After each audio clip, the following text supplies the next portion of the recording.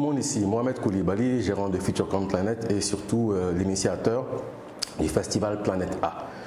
Donc Planète A, c'est un festival international qui tourne autour des animes, de l'action de façon générale et de l'avenir. En faisant la promotion de tout ce qui est culture japonaise, jeux vidéo, manga, etc. Je suis très content d'être avec vous aujourd'hui pour le FEJA 2020. Je remercie Sidic et toute son équipe pour l'opportunité. J'espère que vous allez passer un très bon festival. Ça va être un gros succès comme d'habitude. Donc nous, on est très content d'être avec vous. Et je suis content que vous puissiez faire ma connaissance à travers cette intervention. Donc aujourd'hui, on est ici pour parler, on va dire, de la culture otaku et de l'impact qu'elle a aujourd'hui en Afrique. Déjà, j'aimerais parler avec vous de qu'est-ce que c'est qu'un otaku. Pour moi, comment je définis ça, c'est vraiment une personne qui est fan de manga, de culture japonaise de façon générale, donc tout ce qui est cosplay et ce qui va avec. Ici en Afrique, c'est sûr que c'est une culture qui est en train de monter, on va dire en force, mais c'est important de revenir à la source et d'expliquer ce que c'est exactement et surtout le terme manga, parce que beaucoup de gens font pas la différence entre les mangas et les animes occidentaux et africains qu'on a chez nous. Tout ce qui est dessin animé, il y en a qui les appellent les mangas directement alors que c'est pas ça. Le manga, c'est les animes qui viennent à la base du Japon et qui sont ensuite retransmis dans les différents pays, puis qui arrivent chez nous. On va parler après des modes de diffusion. Mais c'est très différent de ce qui se passe en Occident, comme Tintin, etc., ou chez nous. Vous allez voir que les sujets sont déjà différents et le manga, c'est beaucoup plus sensationnel. Vous allez voir un héros qui veut sauver la Terre, etc. Ce n'est pas des choses qu'on voit très souvent ici dans les animes qui sont produits chez nous ou en Occident, donc c'est important de faire la différence. Au Japon, le manga fait partie de la culture à part entière, donc c'est un outil qui est utilisé pour passer plusieurs messages.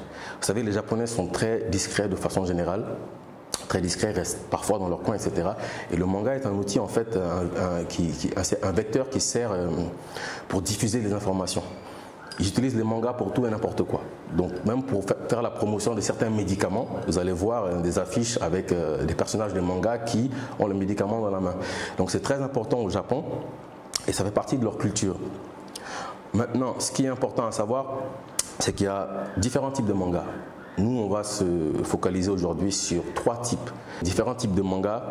Les shonen pour les jeunes adolescents comme Dragon Ball Z, etc. qu'on connaît. Vous avez les seinen pour les jeunes adultes garçons comme Nicky Larson. Vous avez aussi les shoujo qui sont les mangas pour les jeunes filles comme Juliette Je t'aime, etc. De notre époque. Donc, il y a différents types de mangas qui correspondent à différents publics.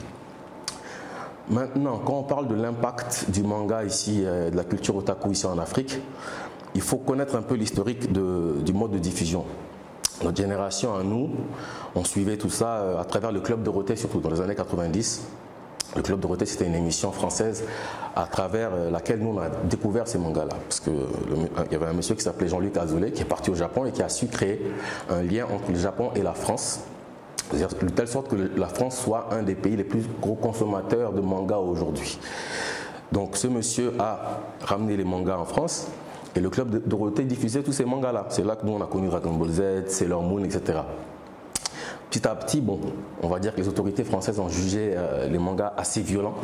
Donc il y a eu une censure. C'est ce qui a créé un frein pour la diffusion de mangas ici en Afrique, parce que c'est ces chaînes-là qui diffusaient tout ce que nous, on voyait. Donc quand ça a coupé, c'est devenu plus possible de regarder ça vraiment, parce que le net n'était pas encore si développé que ça. Ensuite, on a eu l'apparition de la chaîne manga, tout simplement, vers les années 2000, qui a repris tous ces dessins animés-là. Donc les générations qui sont venues après nous ont pu aussi découvrir ça. Le problème qu'on rencontre, c'est qu'on n'a pas assez de chaînes qui diffusent les mangas ici en Afrique. Donc nos chaînes nationales ne le font pas, ce qui est assez dommage. Donc nous, on travaille justement pour les pousser à essayer d'avoir les droits pour diffuser ces mangas-là, pour que les nouvelles générations ou ceux qui n'ont pas accès forcément à Internet puissent en profiter aussi. Et ce qui est bien, c'est que les jeunes d'aujourd'hui qui ont cet accès à Internet s'identifient beaucoup aux différents personnages de manga. Parce que vous savez, les cultures japonaises et africaines se ressemblent quand même pas mal. Il y a des valeurs qui reviennent souvent, comme le respect, l'honneur, etc. Donc dans nos pays, en tout cas de nous, ce qu'on a pu remarquer à travers les différentes éditions de Planète A, c'est que vous avez des gros fans de Naruto, vous avez des gros fans de One Piece, et dès qu'on parle d'événements Planète A, vous avez des gens que nous, on ne croise pas ici vraiment au centre-ville, dans la rue, etc., mais qui sont de vrais fans de manga cachés, qui restent chez eux. Donc les événements que nous on crée leur permet en fait de se retrouver, de sortir, de se retrouver. Et c'est là que nous on voit vraiment qu'il y a des fans et qu'il y a des vrais otaku ici en Afrique. En tout cas, à travers les éditions qu'on a faites. Nous avons fait Bamako en 2018. On était assez choqués. Bamako en 2018, on a fait Dakar en 2019, en avril. On a refait Bamako fin 2019. Bamako en début 2020, etc. Et puis on vient de finir l'édition Mali Game Show il y a une semaine à peu près. Et on voit tout le temps, on découvre tout le temps de nouveaux otaku en fait. Donc c'est assez encourageant pour nous, ça nous pousse à continuer et on prévoit après des éditions, c'est sûr pour 2021, si cette épidémie, le coronavirus ne vient pas encore, on va dire, mettre un frein à tout ça. Et le problème, comme je disais, c'est vraiment la limitation, on va dire, des moyens de diffusion. Donc à travers la télé, etc., nous n'avons pas assez en fait, de chaînes qui transmettent ça pour que les jeunes d'aujourd'hui qui n'ont pas accès à Internet puissent vraiment découvrir tout ce mouvement-là. Maintenant, comme je disais, il y a différents canaux aujourd'hui pour découvrir tout ce qui est manga et culture otaku. Vous avez les sites de streaming comme ADN, Crunchyroll, etc. qui sont les plus gros. Vous avez les YouTubers. C'est sûr qu'avec Internet aujourd'hui, tout le monde a on va dire, un téléphone, un smartphone, une tablette, etc. Beaucoup de fans se reposent sur les YouTubers pour en savoir plus, pour partager cette passion avec les autres. Les YouTubers comme le chef Otaku qui décortique à 1000% tous les mangas, etc. Donc c'est un bon moyen pour les jeunes de découvrir et de pouvoir vivre leur passion et de partager après dans les groupes WhatsApp leurs avis, etc. Moi, j'ai découvert beaucoup de groupes WhatsApp ici, à Bamako, qui sont des groupes de fans de manga que je ne connaissais pas avant Planeta, que j'ai appris à connaître et qui maintenant m'écrivent plusieurs fois dans l'année, c'est quand le prochain Planeta, c'est quand la prochaine fois qu'on va Planeta. Ça veut dire qu'ils sont chez eux, ils regardent le manga, ils vivent leur passion, mais ils aimeraient la partager avec d'autres. Et ce qui est bien, c'est qu'à chaque édition, ça grossit, on a de plus en plus de participants en fait. Donc je profite pour remercier tous ces jeunes-là et voilà. Parce que c'est eux aussi qui nous donnent la force de continuer. Parfois, vous avez aussi certains films, on va dire isolés, des OAV, qu'on appelle des OAV de manga qui passent dans certaines salles de cinéma. Nous, on a organisé la diffusion de One Piece en PD à Dakar avec le canal Olympia. Donc, c'est une des actions aussi de Planète A qu'on fait. On essaie d'apporter vraiment des solutions à ces freins-là. Donc, à travers l'événement de façon générale, nous, ce qu'on fait, c'est qu'on a une grosse section qui s'appelle du manga aux jeux vidéo. Donc là-bas, on place des stands, en fait des stations de jeux qui sont à la base des mangas mais qui ont été retranscrits en jeux vidéo, comme Dragon Ball Fighter Z, soit Kakarot, le dernier avec Goku sur la pochette, je ne sais pas si vous avez fait attention, donc Jump Force, etc. Donc nous avons à chaque édition, plusieurs stands dans la section du manga aux jeux vidéo. Ça permet aussi aux jeunes qui jouent aux nouveaux jeux de savoir en fait d'où ça vient. C'est des mangas peut-être de nous, notre génération, mais eux ils connaissent que le jeu. Donc nous aussi, à travers nous, eux ils apprennent. Certains jouent aux jeux vidéo avant d'aller regarder le manga. Donc nous on les éduque par rapport à ça. Donc c'est une des actions que le Festival Planète A pose afin de promouvoir la culture otaku et le manga. Nous avons un partenariat avec l'université Kyoto Seika au Japon, qui est la première université à avoir créé une faculté de manga, dont le président est Usubi Sako, qui est le parrain de Planète A depuis la première édition, depuis 2018.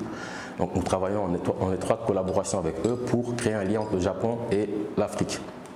Donc ce qui se passe avec eux aussi, c'est qu'ils nous envoient beaucoup d'outils de création de manga en fait, pour que lors des différentes éditions de Planeta, on ait des stands de création de manga. Donc ça travaille la créativité des participants et ça nous permet aussi de véhiculer cette culture-là. D'ailleurs, nous avons une exclusivité qui est la création d'un personnage de manga qui s'appelle Kibu, qui a été créé par un étudiant de l'université Kyoto Seika. On va pouvoir véhiculer lui son image un peu partout à travers l'Afrique parce qu'il est l'ambassadeur officiel de Planeta. Donc je remercie encore une fois Kyoto Seika pour ça. L'université qui est notre partenaire depuis le début et on espère que ça va continuer. Et bien sûr Usubi Sako qui est le parrain et qui se bat à travers le monde en fait, qui fait des conférences sur le manga, etc. Donc voilà, on est quand même assez bien accompagné à ce niveau-là. Ça, c'est une autre action que nous posons. Ensuite, on a aussi des stands otaku. Des stands otaku de façon générale. Donc nous, ce qu'on fait, c'est qu'on a un petit jeu qui s'appelle Question pour un otaku. Nous avons des responsables qui sont de vrais fans, qui posent des questions pendant plusieurs heures aux fans. Et ceux qui ont les bonnes réponses gagnent des cadeaux, en fait. Gagnent des cadeaux. Donc c'est un jeu concours qui met au défi les jeunes otaku et voilà, on essaye de voir qui a les plus grosses connaissances et jusqu'où surtout les connaissances sont. Parce que les questions sont plus faciles que d'autres, c'est sûr, mais ça nous permet de voir aussi à quel point ils sont fans pour réajuster pour les prochaines éditions. Dans ce même stand, on a du karaoké aussi, de génériques de manga. Ce qui est bien, c'est qu'on traverse les générations. Donc les génériques de manga que nous avons sont des années 80 jusqu'aujourd'hui. Et c'est très intéressant de voir en fait qu'il y a des fans qui connaissent tout. Il y a des gens de 17, 18 ans qui maîtrisent les génériques de manga de nous, notre époque. Donc ça, c'est quelque chose qui, moi, parfois me donne les larmes aux yeux parce que je suis fan, moi, des mangas des années 80, 90. Quand je vois des jeunes qui sont nous, nos enfants aujourd'hui, qui s'y connaissent autant que nous, c'est encourageant. C'est encourageant, ça fait plaisir. Et puis voilà, encore une fois, je les remercie. Sur le long terme, nous, ce qu'on aimerait faire par rapport à Planète A, c'est vraiment de créer, on va dire, un manga africain, en partenariat avec des créateurs japonais, donc un manga africain. Nous travaillons actuellement sur une émission aussi qui s'appelle le Mali Game Show, ici au Mali, qui va être diffusée sur chaîne de télé. Donc cette émission va regrouper tout ce qui est culture geek, Japanimation et jeux vidéo. Bien évidemment, le FEJA sera exposé là-bas, on aura Silic comme invité. Donc à travers des intervenants en fait, qui sont partout dans le monde. On va dire que le corona, c'est une épidémie terrible, mais elle a quand même créé certaines facilités. Aujourd'hui, avec Zoom, avec ce genre de technologie, nous avons la possibilité d'avoir des intervenants, des spécialistes de partout dans le monde. Donc des gens qui sont au Japon, faire des documentaires là-bas, les diffuser, etc. Donc cette émission télé va être un autre canal en fait, de diffusion et un autre moyen de promotion de cette culture sur laquelle nous travaillons. Et c'est sûr qu'on va essayer de placer des articles, on va dire geek, dans la plupart des événements qui touchent la jeunesse ici en Afrique, en partenariat avec Geek & Chic, qui est une boutique assez équipée qui se trouve à Dakar, qui est notre partenaire. Donc avec Geek & Chic, on va placer pas mal d'articles otaku sur les différents événements déjà au Mali, ensuite sur les éditions Planète A que nous prévoyons de faire à l'extérieur. En 2021, nous allons refaire, c'est sur Bamako. Nous venons à Dakar, nous allons à Dakar, encore une fois. Nous allons faire le Cameroun, le Togo, le Bénin, plusieurs pays africains et bien sûr la Côte d'Ivoire, Abidjan, en partenariat avec le FEJA, Silic et son équipe. Donc nous travaillons sur ça. On a hâte de venir découvrir, on va dire, la puissance des otaku ivoiriens. Nous, on travaille fort sur le projet. Et c'est ça, on sait que ça va bien se passer et que voilà, le FEJA de toute façon est la référence, on va dire, des jeux vidéo de cette culture-là ici en Afrique de l'Ouest. Donc nous, on est content de venir partager, on va dire, notre passion avec vous. Ensuite, on a des partenariats aussi qu'on est en train d'élaborer avec GP Games, qui est une structure d'édition de jeux vidéo au Japon. Nous avons aussi Gearbox, qui est un partenaire très important au Canada. Et nous travaillons aussi sur des collaborations avec Bandai Namco, donc qui crée la plupart des jeux vidéo retranscrits, des mangas retranscrits en jeux vidéo, pardon. Donc c'est pour vous dire qu'on est dans une vision en fait de collaboration étroite avec le Japon pour faire un pont vraiment entre les deux cultures qui se ressemblent beaucoup. J'ai eu l'occasion de passer là-bas, de rencontrer des partenaires. Et je peux vous dire que la culture et la mentalité japonaise n'est pas du tout loin de la nôtre. Donc c'est une autre similarité qui fait que le partenariat a accroché directement. Donc en 2021, on va poser des actions. 2022, les années à suivre, et on vous demande de continuer à nous soutenir. Merci encore une fois à Silic et à toute son équipe pour l'opportunité que j'ai aujourd'hui de pouvoir vous adresser ces quelques mots. Je vous souhaite de passer un excellent festival et on se dit à très bientôt pour le Planète A Abidjan, Inch'Allah. Merci beaucoup, c'était Mohamed Koulibaly depuis Bamako. Allez, à très vite.